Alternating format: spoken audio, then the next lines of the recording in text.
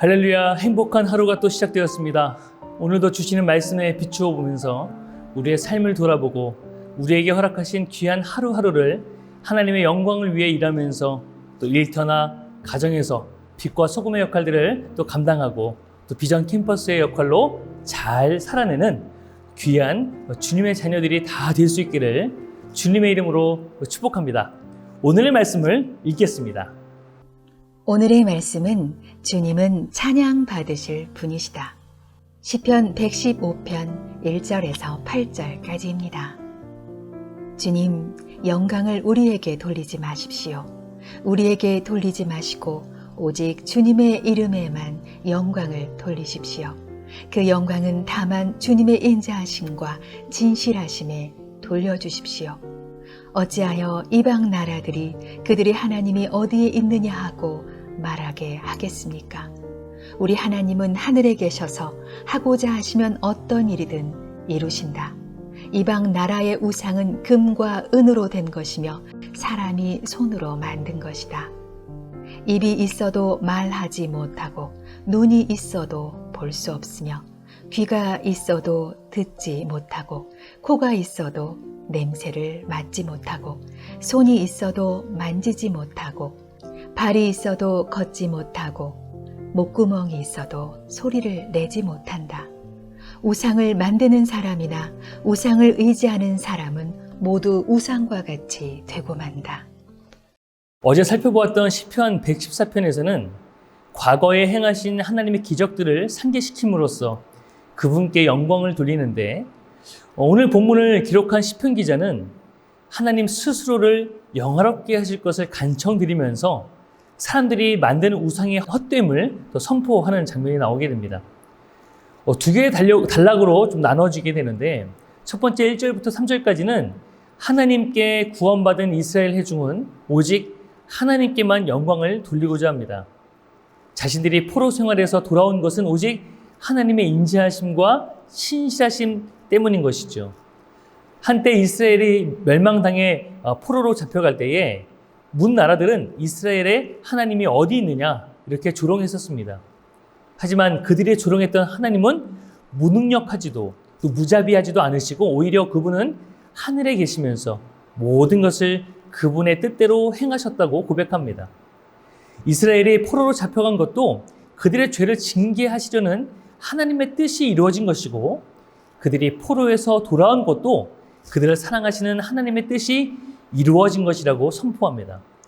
그러면서 4절과 8절까지는 이 두 번째 단락이 시작되어지는데, 모든 것을 뜻하신 대로 행하시는 또 하나님, 이스라엘의 하나님과는 대조적으로 이방 나라들이 자랑하는 우상들, 이 우상들은 참으로 무능력하고 헛되다는 것을 강조합니다. 아무리 값비싼 은과 또 금을 입혔다 할지라도 우상들은 단지 사람들이 손으로 만든 것에 불과하기 때문에 생명이 없는 장식품에 불과하다는 것이죠.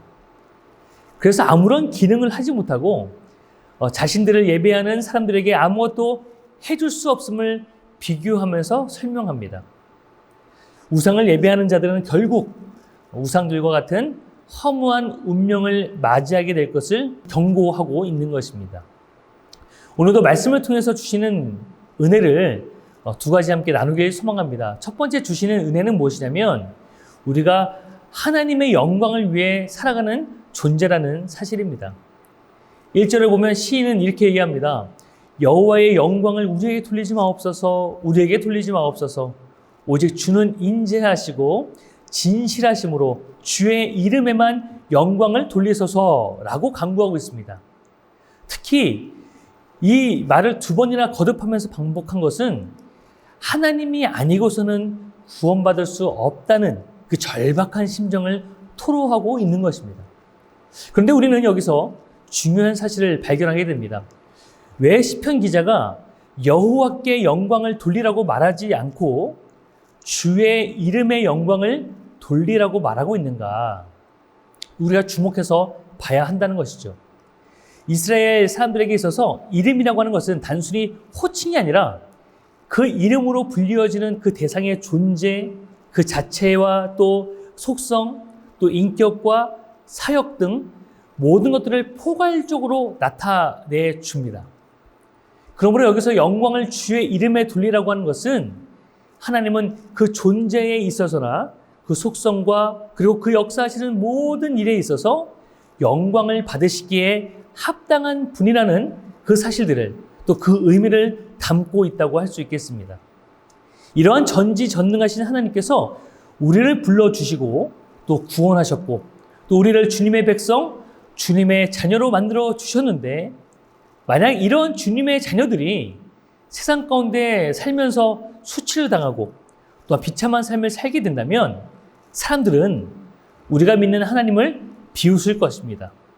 그리고 우리가 믿는 하나님을 정말 무능하고 무책임한 신이라고 떠들어댈 것입니다. 그렇기에 우리가 해야 할 것은 마태복음 말씀처럼 이같이 너희 빛을 사람 앞에 비추게 하여 저희로 너희 착한 행실을 보고 하늘에 계신 너희 아버지께 영광을 돌리게 하라. 이 마태복음 5장 16절 말씀이 이 말씀에 증인된 삶을 통하여 하나님의 이름이 영광 받으시는 역사가 있어야 할 줄로 믿습니다. 두 번째 주신 은혜는 무엇이냐면 하나님은 모든 우상을 심판하신다는 사실입니다.